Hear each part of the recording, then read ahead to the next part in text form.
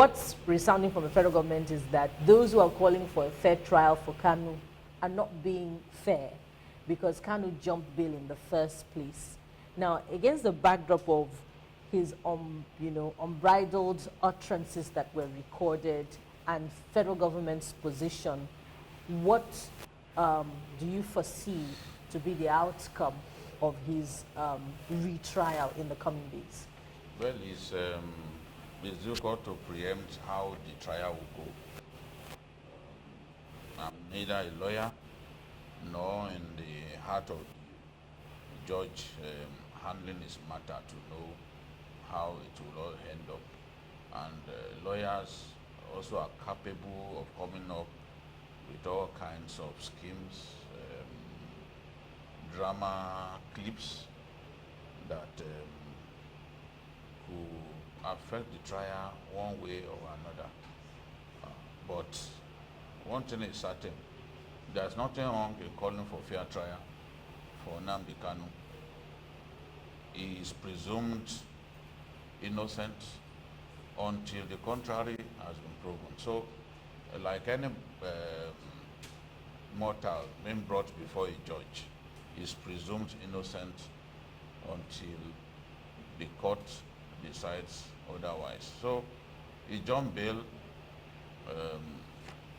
in circumstances less than noble, but the government has found a way to apprehend him in a foreign land and bring him to justice in our country. So, it's going on trial, and I don't see anything wrong in that. And I also do not see anything wrong in people calling for fair trial.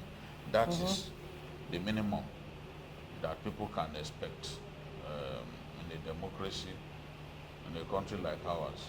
Once you put people on trial, you're obligated to give them fair hearing, let them have access to their lawyers, and ensure that the will of justice is not obstructed in any way. Absolutely. That's the minimum people can expect and express. Thank God for freedom of expression, especially in these times. Now, because the British government is being fingered in aiding and abetting Nnamdi Kanu's international travel after he jumped bail, particularly because his passport, Nigerian and international passport, had been deposited with the federal government before that time. Isn't this weighty? What would you say if this turned out to be true? A weighty allegation against the British government? Well, the Britons, just like the Americans, will do anything to protect their citizen. Nnamdi Kanu, the holder of two passports, Nigerian passport and the British passport. He is a Briton. He is their citizen. So, given the circumstances in which attacks were carried out in the southeast against elements believed to be sympathetic to IPOP, remember all of those attacks, those military campaigns that the military called Operation Python Dance and all that. All that Kanu needed to do was show proof that his life was in danger. And the government, the UK government, will find a way to save his life. Yeah, they would do that to any citizen of theirs. So I'm not surprised that they went this far. They can go to any length to save the life of one of their own.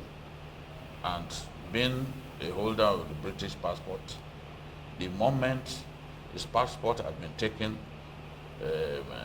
by the Nigerian authorities, his two passports, and some of his lieutenants were being manhandled, some killed, definitely Kanu would not find it difficult to convince the British authorities that, look, if I remain in this country, my life will be taken. So in such a situation, they could then take a decision to um, to spirit him out of Nigeria, to help him out of the shores of our country, so that his life could be saved.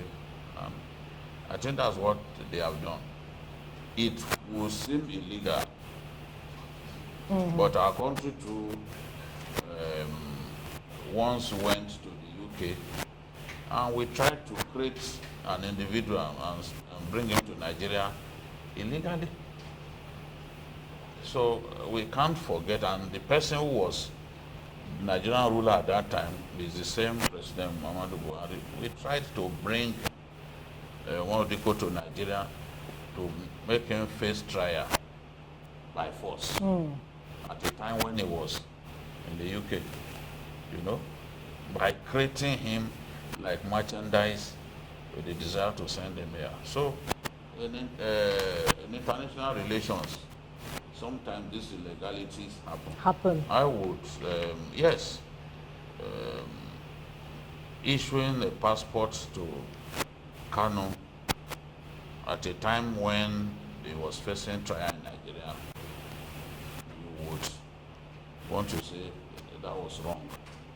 But I'm sure the passport may have even been issued to him in another country. Maybe after he sneaked out of Nigeria, he got a passport issued to him. The circumstances at that time must have prompted them to take that decision. And look, and you know, it was the same thing that he said in court, that he jumped bail because he saw that his life was in danger.